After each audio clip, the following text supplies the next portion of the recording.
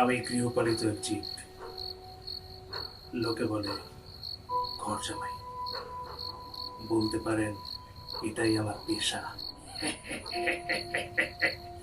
যাকে আচ্ছা, বলুন তো, গল্পটা ঠিক কোনখান থেকে শুরু করব?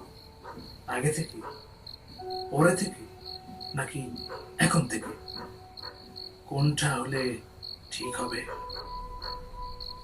যদি এখন থেকে বলি তাহলে শুরুটা একরকম হবে, আর যদি আগে বা পরে থেকে বলতে চাই তাহলে হবে অন্যরকম। অনেকে বলে গল্প যেখান থেকেই শুরু হোক না কেন একই থাকে। আমি মানি না। আমার মনে হয় গল্পের শুরু গল্প সম্পর্কে এক ধরনের ধারণা তৈরি করে দেয়। সেই ধারণা যেমন ঠিক হতে পারে, আবার ভুলও হতে পারে। আবার সব থেকে বিপদ ঘটে যখন ধারণা হয় বিভ্রান্তিকর। আসল গল্পকে সে গড়িয়ে দেয়। বিষয়টা কি একটু জটিল হয়ে যাচ্ছে? মনে হচ্ছে যাচ্ছে। একটা উদাহরণ দিলে খানিকটা সহজ হতে পারে। ধরা যাক, আগে থেকে আমার এই গল্প শুরু হলো। আমার স্ত্রীর নাম রঞ্জনা,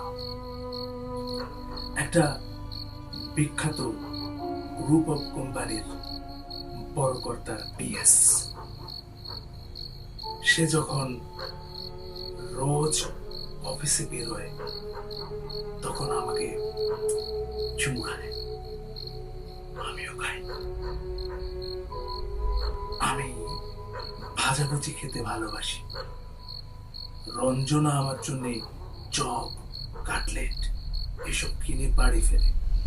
আর দুপুরে খাওয়ার পর শেষ পাতে রঞ্জনা একটু দই হলে খুব খুশি হয়। মিষ্টি দই নয়, সাদা দই, টক দই। আগেও কেনা দই খেত, কখনো পেত, কখনো পেত না। আগে বলেছি আমি ঘর জামাই, তাই ঘরের খুঁটিনাটি অনেক কাজকর্ম আমাকেই করতে হয়। আর তাই রঞ্জনার জন্য এখন আমি নিজেই বাড়িতে দই বসাই। রঞ্জনা খুশি মনে খায়। সে খাওয়ার পর বলে আর একটু হবে নাকি। আর আমি জানি ও চাইবে, তাই সব সময় একটুখানি সরিয়ে রাখি। হেসে বলি না, হবে না। তারপর এনে দেই। রঞ্জনা প্রায়ই আমার জন্য এটা সেটা কেনে। কখনো শার্ট, কখনো প্যান্ট, কখনো বা আন্ডারওয়্যার। জিনিস ভালো হয় না, কোয়ালিটি বাজে, আর দাম বেশি। রঞ্জনা আহ্লাদে মুখ করে বলে, কি সুন্দর হয়েছে না? আমি হেসে বলি হ্যাঁ, সুন্দর হয়েছে। আমিও মাঝে মধ্যে ওর জন্য কেনাকাটা করি। জিন্সের সাথে টি শার্ট হলে ওকে খুব সেক্সি লাগে। আমি ওর জন্য টি শার্ট কিনি, পরি, অনেকক্ষণ ধরে ওর শরীর দেখি। এখানে শেষ নয়, আরো আছে। আমি কোথাও গেলে রঞ্জনা বারবার ফোন করে, বকুল তুমি কোথায়? এই তো আসছি। আরে অনেকক্ষণ ধরেই তো আসছি আসছি বলছো, আসছো কই? ওরে বাবা, আর 1 ঘন্টার মধ্যে আমি চলে আসবো। 1 ঘন্টা? বলো কি, সে তো অনেকক্ষণ। আমি এতক্ষণ একা থাকবো? কোনোদিন, মানে কোনো দিন রঞ্জনাও অফিস থেকে দেরি করে ফেলে। আমি অস্থির হয়ে পড়ি। তাছাড়া রাস্তায় আজকাল কত গোলমাল হয়। এই যে কদিন আগে শহরে কি কাণ্ডটাই না হলো, আবারও যে হবে না তার গ্যারান্টি কি? চিন্তা হয়। আমি রঞ্জনার জন্য ব্যালকনিতে গিয়ে দাঁড়িয়ে থাকি। রঞ্জনা রাত করে আসে। দরজা খোলার পর ঘরে ঢুকে চোখে মুখ গায়ে আমাকে ঝাপটে ধরে। আমি ঠেলে সরিয়ে দিই, নাক মুখ কুঁচকে বলি, মা গো যাও, আগে বাথরুমে ঢোকো। রঞ্জনা বলে, বাথরুম থেকে বেরোলে হবে তো? আমি ডান হাত উঁচু করে বলি, মার হবে। গল্পের এই শুরু থেকে কি মনে হচ্ছে? মনে হচ্ছে আমার আর রঞ্জনার জীবন সুখে ভালোবাসায় একেবারে মাখামাখি। ভবিষ্যতেও আমরা এই মাখামাখি নিয়েই জীবন কাটাবো কি? তাই তো? গল্পটা কিন্তু মোটেও তা নয়, একেবারে অন্যরকম। বিয়ের দিন থেকেই রঞ্জনাকে আমার অসহ্য লাগতে শুরু করে। আমার প্রতি তার এই গদগদ প্রেম দেখলে আমার বমি পায়, আমার মাথায় আগুন জ্বলে। আরো কিছুদিন পর আমি বুঝতে পারি আমি রঞ্জনাকে ঘৃণা করি। গল্পের শুরু সেটা বুঝতে দেয় না, সেটা বিভ্রান্ত করেছে। অনেকক্ষণ ধরে আমার সম্পর্কে একটা ভুল ধারণা তৈরি করেছে, আর সেই ধারণা হলো আমি একজন সুপুরুষ, চমৎকার স্বামী। অথচ এই গল্পটাই যদি পরে থেকে শুরু হতো, তাহলে ধারণাটা হতো উল্টো। তখন শুরুটা হতো এরকম। রঞ্জনা প্রায় অফিস থেকে দেরি করে বাড়ি ফেরে। আজও দেরি করে ফিরবে এই খবরটা জানাতে খানিকক্ষণ আগে সে আমাকে ফোন করেছিল। তার জন্য মোবাইলে অ্যাসাইনটোন আলাদা, রবীন্দ্রসঙ্গীত। ওলো রেখে দে সুখী রেখে দে, মিছে কথা ভালোবাসা, সুখের বেদনা সোহাগ যাতনা, বুঝতে পারি না ভাষা। মায়ের খেলা গান আমার কাছে ভালো লাগে না। রঞ্জনার আবার মায়ের খেলা খুব পছন্দের, সে কারণেই এই গানটা রাখা। গানটা জোগাড় করে রিংটোনে লাগিয়ে রঞ্জনাকে শোনালাম। রঞ্জনা ভুরু কুঁচকে বলল, তুমি মায়ের খেলার গান রেখেছ, কিন্তু তোমার তো মায়ের খেলার গান পছন্দের নয়। আমি হেসে বললাম, তোমার ভালো লাগে তাই। রঞ্জনা হাসল, বলল, লাভ কি, আমি তো আর শুনতে পাবো না। আমি তোমাকে বাইরে থেকে ফোন করব। বকুল, তুমি বরং এমন একটা ব্যবস্থা করো যাতে গানটা ভেতরে বাজে, আমি ফোন করতে করতে শুনবো, আমার ভালো লাগবে।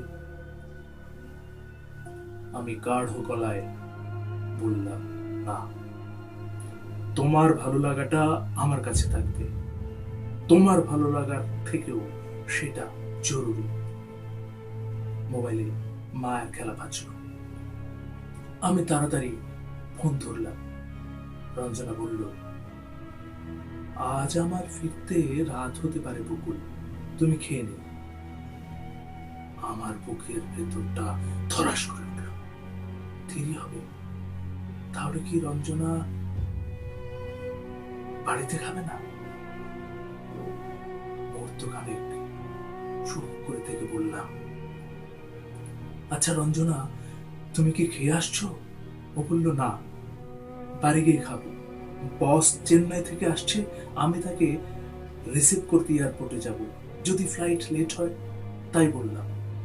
আমি বাঁচলাম, বললাম, ঠিক আছে। আচ্ছা, তোমার বুকের চিনচিনে ব্যথাটা কি ঠিক হয়েছে? রঞ্জনা এসে বলল, আরে ধুর, ওটা কিছু না, অম্বলের ব্যথা, কখন ভ্যানিশ হয়ে গেছে। তাও তুমি ডাক্তার ঘোষকে একটা ফোন করে নাও প্লিজ। ও বলল, ছাড়ো তো, ডাক্তার লাগবে না।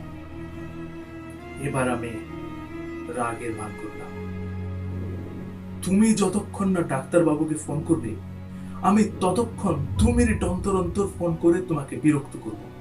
এমনকি তুমি যখন এয়ারপোর্টে তোমার বসকে রিসিভ করবে, তখন ফোন করব। আমার এই উদ্যোগে রঞ্জনা খুশি হল। সব স্ত্রী চায় তার শরীরের ছোটখাটো সমস্যা নিয়ে তার স্বামী উদ্বেগ দেখাক। বিষয় যত তুচ্ছ হবে উদ্বেগ তত ভালো লাগবে, তাড়িয়ে তাড়িয়ে উপভোগ করবে। আরে আচ্ছা, বিপদে ফেললে তো ডাক্তারবাবুকে আমি কি বলবো? আমি বললাম, কি আবার বলবে?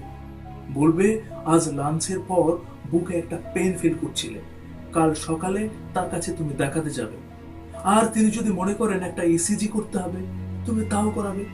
নাও এখনই ফোন করো, আমি কিন্তু ঠিক 10 মিনিট পরে ডাক্তারবাবুকে ফোন করে দেখবো তুমি অ্যাপয়েন্টমেন্ট নিয়েছো কিনা। রঞ্জনা হেসে বলল, ওরে বাবা রে, করছি রে বাবা, করছি।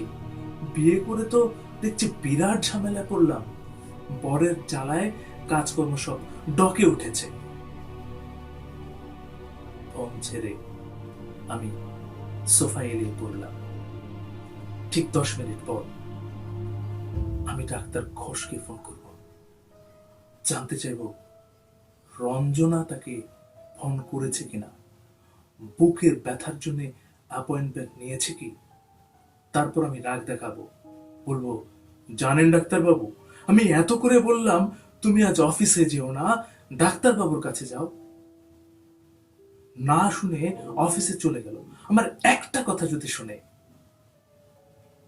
ডাক্তারকে রঞ্জনার ফোন করাটা খুব জরুরি। এটা আমার পক্ষে মোক্ষম একটা চুক্তি তৈরি করবে, অনেকটা এলিবাইয়ের মতো। প্রমাণ হবে রঞ্জনার বুকে সকাল থেকে সমস্যা চলছিল, রাতে তার হার্ট ফেল হঠাৎ হয়নি, সিমটম ছিল। আসলে আমি রঞ্জনাকে খুন করবার জন্য যে বিষটা ব্যবহার করব সেটার কাজকর্ম বেশ মজার। জিনিসটা কাজ করবার জন্য সব সব চমৎকার বুদ্ধি আমি তৈরি করে রেখেছি। ওটা রক্তের সাথে মিশে শটান পৌঁছে যায়, তারপর ধমনীগুলো এক এক করে আটকে দিতে থাকে।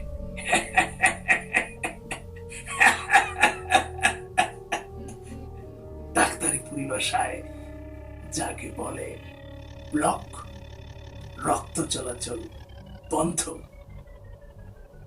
ব্যাপারটা অনেকটা এরকম, আমি যেখানে পৌঁছেছি সেখানে আর কারো প্রবেশ অধিকার নেই, হিংসুটে প্রেমিকের মতো। মজার না? দুপুরে রঞ্জনার বুকে হালকা ব্যথা হওয়ার সঙ্গে সঙ্গে তাকে খুন করার জন্য আজকের দিনটিকে আমি বেছে নিয়েছি। রঞ্জনার বুকের ব্যথা সে কিছু নয়, নিছকই অম্ব। একটা অ্যান্টাসিড মুখে ফেলতে ঠিক হয়ে গেল, কিন্তু ততক্ষণে আমার সিদ্ধান্ত হয়ে গেছে ব্যথাটা কাজে লাগাবো। রাতে রঞ্জনার খাবারে আমি বিষ মেশাবো। আর ঠিক এই কারণে রঞ্জনা দেরি করে ফিরবে বলায় আমি চমকে উঠেছিলাম। তবে বাড়িতে যদি না খায় তাহলে বিষটা আমি খাওয়াবো কি করে? জলে মিশিয়ে খাওয়াতে সমস্যা হবে। এই বিষে একটা হালকা গন্ধ আছে, অনেকটা ভ্যানিলা আইসক্রিমের মতো। সব থেকে সুবিধে পুডিং জাতীয় জিনিসের সঙ্গে মিশিয়ে খাইয়ে দেওয়া, যাতে গন্ধ একেবারে আলাদা করা যায় না। আমি বাবা ঝুঁকি নেব না, রান্না একটা শিল্প, আর এই শিল্পে আমি সিদ্ধহস্ত। আর সেটা আজ আমি কাজে লাগাবো। রঞ্জনার জন্য পুডিং রান্না করব। রান্নার মাসে চলে গেলে আমি দুধ চাল দেব। এই পেশির খবর অনেক কষ্টে জোগাড় করেছি, সংগ্রহ করেছি ঢের ঝামেলা করে। মানুষ মারার পক্ষে এই জিনিসটি চমৎকার, পাকস্থলিতে প্রায় যায় না বললেই চলে, গেলেও খুব দ্রুত রক্তে মিশে যায়, ফলে পোস্টমর্টেমে কিছু পাওয়ার সম্ভাবনা খুব কম।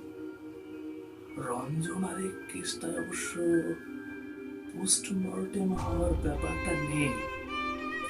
ডাক্তার ঘোষকে দিয়ে আমি ডেথ সার্টিফিকেট লিখিয়ে নেব। উনি তো জেনেই যাচ্ছেন যে রঞ্জনার হার্টের সমস্যা হয়েছে। হার্ট ফেল নিয়ে সন্দেহ হওয়ার কোনো কথাই নয়। খুনের পর ডাক্তার ম্যানেজ করাটা খুনির জন্য সবচেয়ে গুরুত্বপূর্ণ। যদি মৃত্যুটাকে স্বাভাবিক বলে তিনি মনে করেন, তবে বাকি সব জলের মতো সরল হয়ে যায়। এই বিষের কারণে হার্টের কাজ পুরোপুরি থামতে মিনিট 7-8 মতন সময় লাগে। শুনেছি শেষ দিকের সময়টা খুব কষ্টের। না, রঞ্জনার এই কষ্ট আমি চোখে দেখতে পারবো না। না না না, ওই সময়টা আমি থাকবো ছাদে। পাশের বাড়ির রজনী মল্লিক খাওয়া দাওয়ার পর অনেক রাত পর্যন্ত ছাদে হাঁটাহাঁটি করে। বৃদ্ধ মানুষ, আমিও হাঁটবো আমাদের ছাদে। ভদ্রলোকের সঙ্গে টুকটাক কথা হবে, আর এটা হবে আমার দ্বিতীয় অ্যালিবাই। রঞ্জনার মৃত্যুর সময়ে আমি তার ধারের কাছে ছিলাম না। ঘটনাটা বিশ্বাসযোগ্য করার জন্য গত 3 সপ্তাহ ধরে আমি মাঝে মধ্যেই রাতের দিকে ছাদে এসে রজনী মল্লিকের সঙ্গে কথা বলছি। আজ যখন বলবো, তখন রঞ্জনা নিজে মৃত্যুর যন্ত্রণায় ছটফট করবে। কি পরিকল্পনাটা কেমন? আচ্ছা, এবার গল্পটা সম্পর্কে আপনার কেমন ধারণা হচ্ছে? নিশ্চয় মনে হচ্ছে এটা একটা নিষ্ঠুর পুরুষের গল্প, যার নাম বকুল, যে তার স্ত্রীর সঙ্গে বিশ্বাসঘাতকতা করেছে, যার সঙ্গে ভালোবাসার অভিনয় করেছে। তার কাছে ভালোবাসা নামক বস্তুটির কোনো মূল্য নেই। সেই কারণেই ভালোবাসা তার কাছে অসহ্য লাগে। ভালোবাসাকে সে ঘৃণা করে, আর সেই ঘৃণা এতটাই যে তাকে খুন পর্যন্ত ঠেলে নিয়ে যেতে পারে। না, এটাও ঠিক হলো না। আমি আসলে ভালোবাসার কাঙাল। সেই ছোটবেলা থেকে ভালোবাসার জন্য আমি ছটফট করেছি। আমার যখন 9 বছর বয়স, তখন আমার মা আমাকে আর আমার বাবাকে ছেড়ে চলে যায়। যে লোকটার সঙ্গে যায় তাকে আমি খুব পছন্দ করতাম। জন্ম থেকেই এ বাড়িতে তার আসা যাওয়া দেখেছি। তিনি বাবার বন্ধু। মানুষটা একদিনের বেশি 2 দিন এই বাড়িতে না এলে আমি কান্না জুড়ে দিতাম, আর আমার সেই কান্না শুনে মা মাঝে মাঝে রেগে যেত। আমাকে 2 হাত দিয়ে বলতো, এই শোন, একটা বাইরের লোকের জন্য তোর এত সোহাগ কিসের? হ্যাঁ, যখন শুনলাম মা সেই বাইরের লোকের সঙ্গে চলে গেছে এবং চিঠি লিখে গেছে আর কখনো ফিরবে না,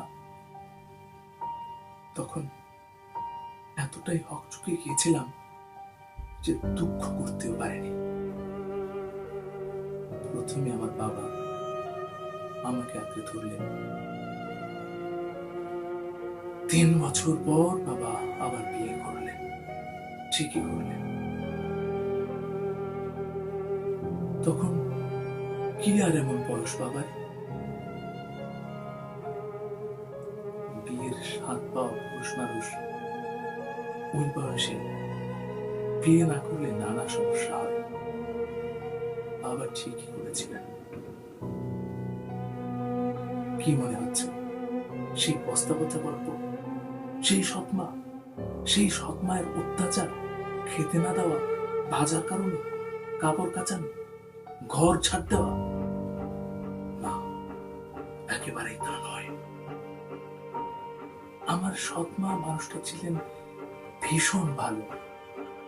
যত ভালো হলে একটা মানুষকে ভালো বলা যায়, তার থেকেও ভালো। ঢলঢলে চেহারায় এক মাথা চুল, চোখ দুটো ভীষণ মায়া কারা। একটা বেশ মজার বিষয় ছিল, আমার সৎ মা ছিলেন একজন স্নান বিলাসিনী মহিলা। শীত গ্রীষ্ম সব ঋতুতে অনেক আয়োজন করে তিনি স্নান করতেন, সময়ও নিতেন অনেক। গরমের সময় আগে কল খুলে জল ঢেলে রাখতেন বালতিতে। ছাদের ট্যাঙ্কের জল গরম, তাই ঠান্ডা করার ব্যবস্থা। শীতে আবার জল গরম করে নিতেন। প্রথম দিকে বাইরে থেকে কিরকিতে জল গরম করে নিয়ে ভেতরে ঢুকতেন মা। পরে বাবা মাকে একটা ইলেকট্রিক তার কিনে দিলেন। তারের মাথায় একটা রড বাঁধা। সেই রড বালতির জলে চুবিয়ে সুইচ দিলেই জল গরম হয়ে যেত। স্নান করার আগে আমার সৎ মা বাথরুমের ভেতরে জল গরম করতেন।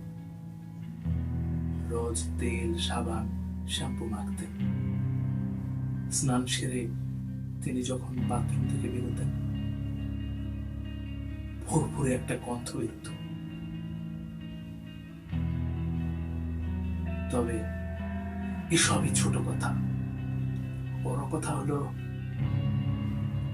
উনি আমাকে খুব ভালোবাসতেন। সেই ভালোবাসা ছিল আমার অসৎ মায়ের থেকে অনেক অনেক বেশি। মহিলা আমাকে যেন সারাক্ষণ হাতের তেলের মধ্যে রাখতে চাইতেন, জড়িয়ে ধরে খাওয়াতেন, চাপটে ধরে আদর করতেন, নজরে নজরে রাখতেন। চাইতে না চাইতেই আমার হাতের কাছে সব কিছু আমি পেয়ে যেতাম।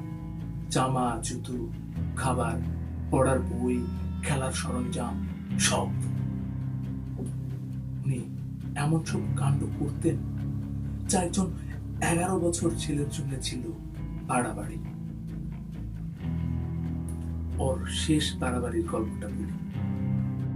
শেষ এই কারণেই বলছি যে ওই ঘটনার কিছুদিনের মধ্যে মারা যান।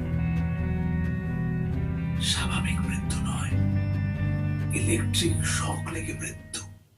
খবরের কাগজের ভাষায় যাকে বলে বিদ্যুৎ পৃষ্ঠ। লোহার বালতির সঙ্গে কিভাবে যেন জল গরম করার তার জড়িয়ে গিয়েছিল। উনি শক খেয়ে বাথরুমের ভেতরে ছিটকে পড়েন। সমস্যা হলো, যেহেতু স্নানে উনি অনেকটা সময় নিতেন, তার মৃত্যুর খবর বুঝতে অনেকটা দেরি হয়ে যায়। সেই বিকেল আমার বাবা আবার সেদিন ব্যবসায়িক কাজে সারাদিন কোর্টে ছিল, আর আমি স্কুলে। বাথরুমের দরজা ভেঙে ডেড বডি বের করাও ছিল সমস্যা। একেই ইলেকট্রিক কারেন্টের ব্যাপার, তার উপর মহিলার গায়ে কোনো জামা কাপড় ছিল না। যাই হোক, আসল কথায় আসি। সৎমা আমাকে নিয়ে কেমন বাড়াবাড়ি করতেন সেই কথা। রোজই আমার স্কুলের টিফিন বক্সে একটা না একটা মিষ্টি থাকতো। কখনো সন্দেশ, কখনো কালো জাম, কখনো বড় একটা জিলেবি। একদিন আমার সৎমা আমাকে মিষ্টি দিতে ভুলে গেলেন। টিফিনের সময় দেখি তিনি স্কুলের গেটে দাঁড়িয়ে আছেন। আমি অবাক হয়ে তার কাছে গেলাম। ওর হাতে একটা মিষ্টির কৌটো আর চোখে জল। আমি বললাম, তুমি কাঁদছো কেন? উনি বললেন, তোমাকে মিষ্টি দিতে ভুলে গিয়েছি, সেই দুঃখেই কাঁদছি। আমি বললাম, এই তো দিয়ে গেলে, এবার কান্না থামাও। উনি চোখের জল মুছতে মুছতে বললেন, থামাতে পারছি না বাবা, তোমাকে যে মিষ্টিটা এসিয়ে দিয়ে যেতে পারলাম, এখন সেই আনন্দের চোখ থেকে জল আসছে।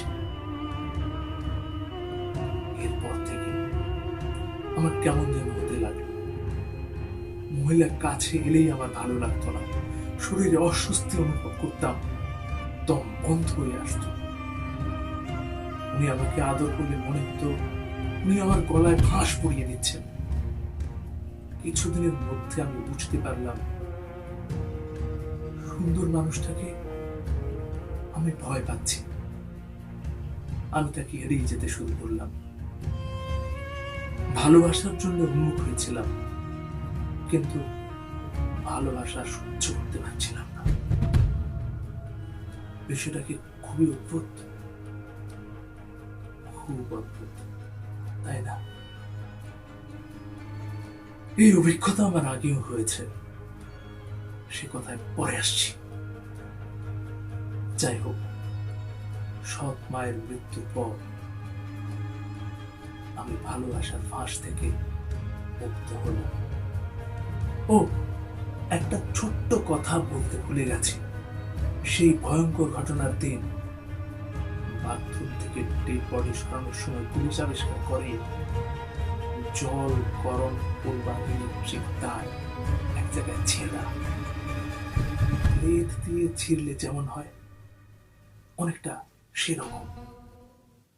পুলিশ নিশ্চিত হয় লোহার বালতির কোনায় ঘষে পূর্ণ তার কেটে গেছে। সেখান থেকে সরাসরি কারেন্ট চলে এসেছে বালতিতে এবং জলে। বাবা মাথা নামিয়ে বলতে লাগলেন, ওহ, আমি যদি আগে জানতাম, যদি আগে জানতাম। পুলিশ অফিসার ছিলেন খুব ভালো মানুষ। সহানুভূতির সঙ্গে তিনি বললেন, আগে থেকে যদি সব জানা যেত তাহলে আর তার অ্যাক্সিডেন্ট বলে কিছু থাকতো না। দুঃখ করবেন না, যা হওয়ার ছিল তাই হয়েছে। আমি প্রথমে একটু ঘাবড়ে গিয়েছিলাম। ব্লেডের কথাটা যদি ওঠে, না ওঠাতে আমি হাঁপ ছেড়ে বাঁচলাম। যদিও তেমন চিন্তার কোনো কারণ ছিল না, কারণ জ্যামিতি বক্সে রাখা প্লেটটা আমি স্কুলের ডাস্টবিনে ফেলে এসেছিলাম।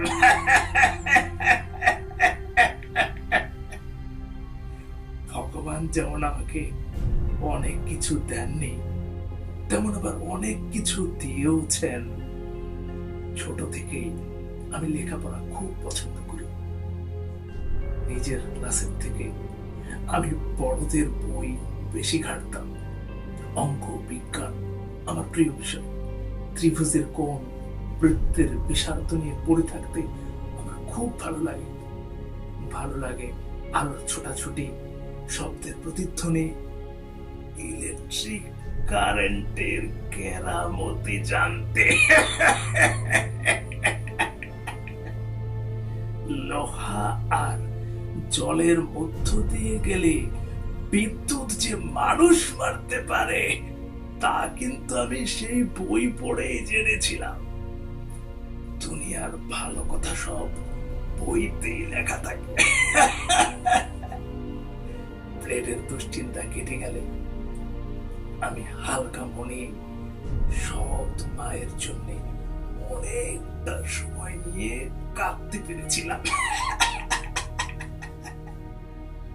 যাই হোক, একটা জরুরি কথা বলতে গিয়ে অনেক হাবিজাবি কথা বলে ফেললাম।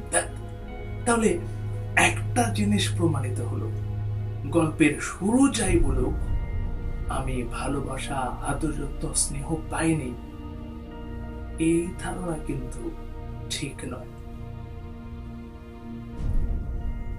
এবার ধরা যাক গল্পটা শুরুই হলো শেষ থেকে, তাহলে কেমন হবে? বেডরুমের দরজাটা ঠেলতেই আমি রঞ্জনাকে দেখতে পেলাম। সে খাটের উপর চিত হয়ে শুয়ে আছে। হাতের বইটা আধ খোলা অবস্থায় খসে পড়েছে ওর বুকের উপর, ঠিক যেন ও ঘুমোচ্ছে। আমি পা টিপে টিপে বিছানার পাশে গিয়ে দাঁড়ালাম। এটা নতুন কিছু নয়, বই হাতে ঘুমিয়ে পড়াটা রঞ্জনার স্বভাব। বিয়ের পর থেকে দেখছি, কিন্তু আজ অন্য দিনগুলোর মতো নয়। আমি জানি আজ রঞ্জনা ঘুমোচ্ছে না। আমি আলতো করে বইটা সরিয়ে নিলাম। নাকের তলায় ডান হাতের তালুটা বেঁধে দিলাম। নিঃশ্বাস কি পড়ছে? না, পড়ছে না। মুখ তুলে দেয়াল ঘড়িটার দিকে তাকালাম। খাবার পর থেকে ধরলে প্রায় 40-42 মিনিট হয়ে গেছে। বিষ কাজ করার পক্ষে অনেক সময়। আমি সোজা হয়ে দাঁড়ালাম। আমার পরপর সব ভাবা আছে। মাথা ঠান্ডা করে সেগুলি এখন করতে হবে। সবার প্রথমে আমি যে বাটিতে রঞ্জনাকে পুডিং খেতে দিয়েছিলাম সেটা ভালো করে ধোবো। শুধু বাটি নয়, পুডিং তৈরির কোনো প্রমাণ বাড়িতে থাকবে না। ইতিমধ্যে বিষের শিশি আমি বাথরুমে খালি করে ফ্ল্যাশ টেনে দিয়েছি। ধোয়াধুয়ির কাজ শেষ হলে ডাক্তার ঘোষকে একটা ফোন করব, ওকে আসতে বলবো। তারপর ডাকবো পাশের বাড়ির রজনী মল্লিককে, আর তিনি আসার আগে ফোন করব ব্যারাকপুর রঞ্জনার দিদিকে। তবে আর একটু সময় অপেক্ষা করতে হবে। এই ফাঁকে দরজা টেনে আরেকবার ছাদে ঘুরেলে কেমন হয়? থাক, কাজগুলো বরঞ্চ ঠান্ডা মাথায় শেষ করব। রাতে খাওয়ার পর আমি ছাদে গিয়ে হাঁটি। রোজ নয়, মাঝে মধ্যে হাঁটি। যেদিন শরীর টানচান করে সেদিন। অনেক সময় শরীর নয়, মনের জন্য ছাদে হাঁটি। মনটা হয়তো কোনো কারণে বিক্ষিপ্ত। একটু খোলা আকাশের তলায় নিলাম। অবশ্য শীত কিংবা বৃষ্টিতে এটা সম্ভব হয় না। আমাদের পাশের বাড়িতে থাকেন রজনী মল্লিক, কোনো মানুষ। উনিও রাতের খাওয়ার পর ছাদে ওঠেন। আমার সঙ্গে একটা দুটো কথা হয়, একেবারে সাধারণ কিছু কথা। উনি আবার আমাকে ঠাট্টা করে হলেও ঘর জামাই বলতে কার্পণ্য করেন না। খুব রাগ ধরে আমার। নিজেকে বলি, রেগে গেলি তো হেরে গেলি বকুল। তাছাড়া বুড়ো মানুষগুলো সহ্য করি। আর ছাদে যেতেই তিনি বলেন, কি ঘর জামাই বাবুজি, আজ রান্না কি হয়েছিল? বেশি কিছু নয়, খুব সামান্য। সামান্যটা কি তাই শুনি? এই তো ডাল, তরকারি। Very good. তার রঞ্জনা রাতে ভাত খায় নাকি রুটি? যা ফিগার করেছে না। বুড়োর কথায় ভেতরে ভেতরে ওঠা রাগ আমি চেপে রাখি। বলি, রুটি। দুবেলা রুটি না হলে ওর আবার চলে না মেসোমশাই। ফিগারটা ঠিক রাখতে হবে না। বুড়ো তখন হাসতে হাসতে বলে, বাহ বাহ বাহ, বেশ বেশ ভালো, বেশ ভালো। রঞ্জনা রাতে আমার ছাদে ওঠা পছন্দ করে না। আমাকে নিয়ে ওর সন্দেহ, এটা আমি আন্দাজ করতে পারি। কিন্তু আবার স্বাস্থ্যের কারণে বারণও করতে পারে না। সে অবশ্য নিজে কখনো ছাদে ওঠে না। খাওয়া হলেই ধুম করে ঘুমিয়ে পড়ে। আমি ফিরে এসে দেখি কোনোদিন বই পড়ছে, কোনোদিন ঘুমের ভান করে মটকা মেরে পড়ে আছে। আমি আরো নিবেই ঝাঁপিয়ে পড়ি। আজও আমি ছাদে ছিলাম। অন্য দিনের থেকে কিছু বেশি সময় ছিলাম। কিন্তু রজনী বাবুকে ছাদে দেখলাম, মনটা খচখচ করছিল। কারণ আজ তার সঙ্গে দেখা হওয়াটা ছিল খুব জরুরি। যদি প্রশ্ন ওঠে, তিনি পুলিশকে বলতে পারবেন ঘটনার সময় আমি তার সঙ্গে গল্প করছিলাম। আর গল্পের বিষয় ছিল পার্শে মাছের ঝোল। এখন কি একবার ট্রাই দেব? কোনো কারণে হয়তো তিনি আজ দেরি করে ডিনার করেছেন। এবার গেলে নিশ্চয়ই দেখা হয়ে যেতে পারে। আমি ঘরের আলো নেভানোর আগে আবার কি রঞ্জনার বুকের উপরে আলতো করে আমার হাত রাখি। না, দুটো কোনো নেই। আর পায়ের কাছে ভাঁজ করা চাদরটা আমি রঞ্জনার গায়ে দিয়ে দিলাম। এই হলো গল্পের শেষ দিয়ে শুরু, রঞ্জনার মৃত্যু দিয়ে। সত্যি কথা বলতে কি, এতেও কিন্তু গল্পের প্রতি সুবিচার করা হলো না। সবাই ভাববে এটা একটা খুনের গল্প। না, একটা নয়, দুটো খুনের গল্প। তবে প্রথম খুন অর্থাৎ সৎ মাকে শক্তি মারার কথাটা গল্পে পাওয়া যেতে পারে, আবার নাও পাওয়া যেতে পারে।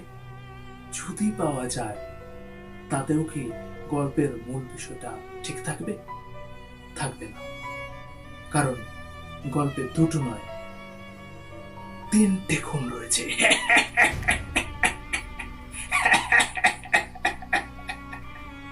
তাই গল্পটা খুনের গল্প নয়, ভালোবাসার গল্প।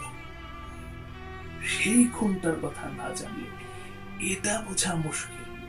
কিন্তু সমস্যা হলো খুনটার কথা কিভাবে বলবো বুঝতে পারছি না। একটা জটিলতা দেখা দিয়েছে, সময়ের জটিলতা। বলার সময় ঘটনাটাকে ঠিক কোন সময়ে নিয়ে ফেলব, আগে, পরে, নাকি এখন, ঠিক বুঝতে পারছি না। আসলে খুন হওয়া মানুষটার সাথে আমার এখনো নিয়মিত যোগাযোগ রয়েছে। সুযোগ পেলেই আমি তার কাছে চলে যাই। আনন্দপুর পার্কের কাছে ফ্ল্যাট, বড় লিভিং ডাইনিং। ঘটনার পর থেকে সেই ফ্ল্যাটে তালা, স্বামী কেটে পড়েছে। যতদূর খবর বিয়ে করেছে আবার। তাতে আমার সমস্যা কিছু নয়। আমার সমস্যা হলো অতীত হয়ে যাওয়া একটা মানুষকে বর্তমানে ফেলতে গেলে কি করতে হবে, আগে নাকি এখন, নাকি দুটো সময় পাশাপাশি চলবে, ট্রেন আর ট্রেনের ছায়ার মতো।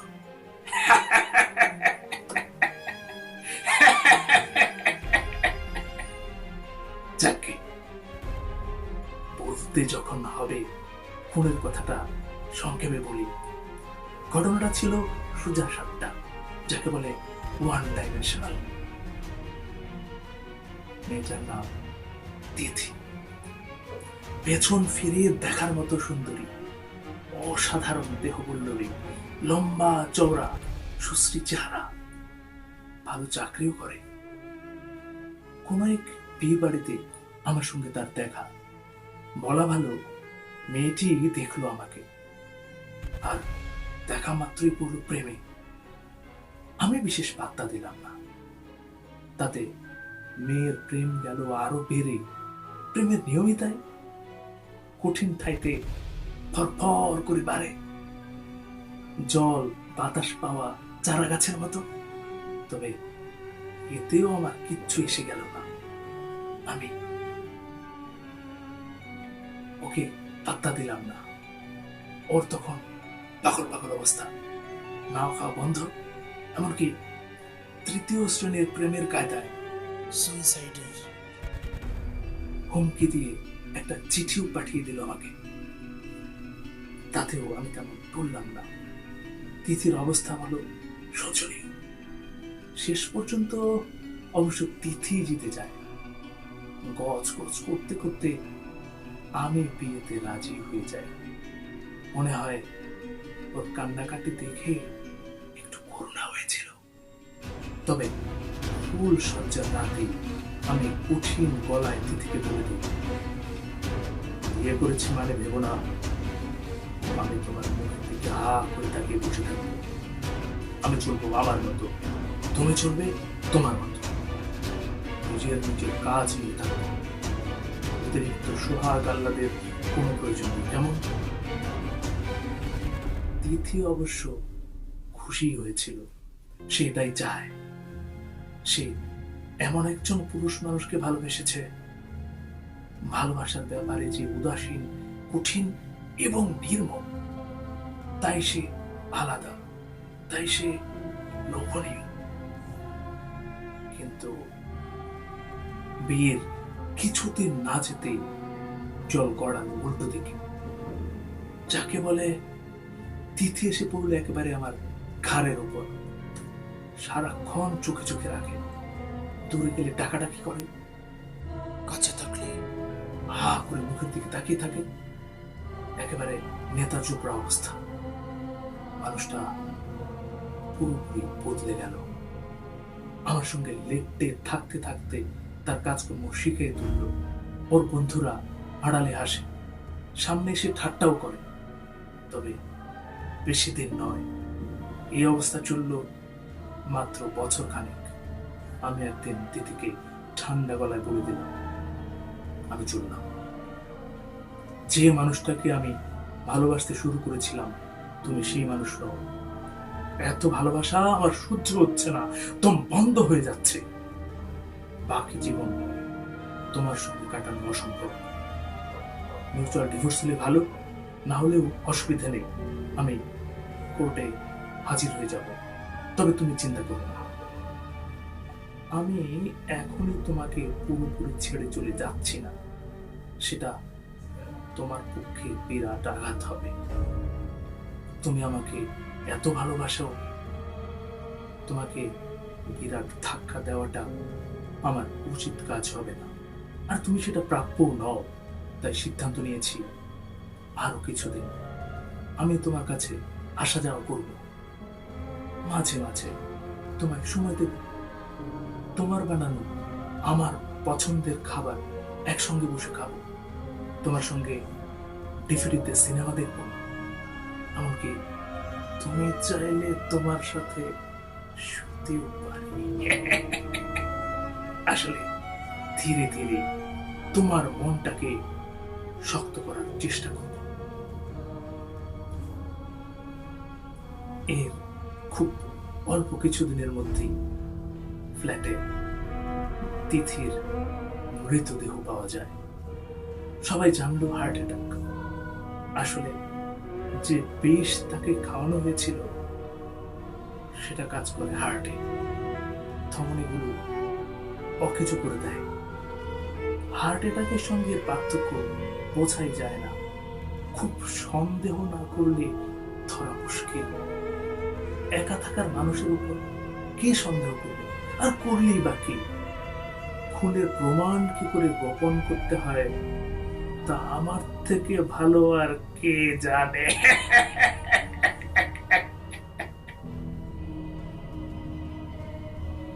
তিথির সঙ্গে ডিভোর্স না হওয়ার কারণে সেই ফ্ল্যাটের মালিকানা এখন আমার। সেই খবরটা কেউ জানে না। আমি প্রায় সেই ফ্ল্যাটে যাই, তালা খুলে ঢুকি। তারপর তিথির সঙ্গে দীর্ঘ সময় কাটাই। মরে যাওয়ার পর মেয়েটা অন্যরকম হয়ে গেছে। ভালোবাসায় সেই রকম কঠিন, নির্মম। অনেক সাধ্য সাধনা করে তারপর তার ভালোবাসা পেতে হয়। যে ভালোবাসার জন্য মানুষ অপেক্ষা করে থাকে জন্ম জন্মান্তর। তিথির সঙ্গে বিভিন্ন বিষয় নিয়ে আমি আলাপ আলোচনা করি। আমার দ্বিতীয় স্ত্রী রঞ্জনাকে খুন করার পরিকল্পনা সেই আমাকে দেয়। আমি তাকে বলেছিলাম, তিথি,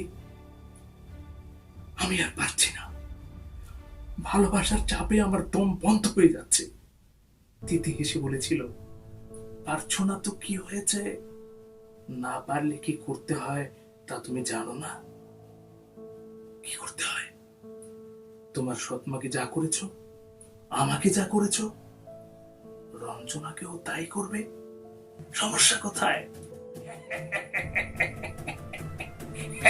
কোন সমস্যা নেই, কোন সমস্যা নেই। আজ রঞ্জনা নেই, আমি এখন মুক্ত। আমি আরো বেশি সময় তিথির সঙ্গে থাকতে পারবো। ভালোবাসা পাবার জন্যে তার কাছে কাকুতি মিনতি করতে পারবো। অন্ধকার ঘরে মৃত রঞ্জনাকে রেখে আমি এখন দরজার দিকে পা বাড়াচ্ছি।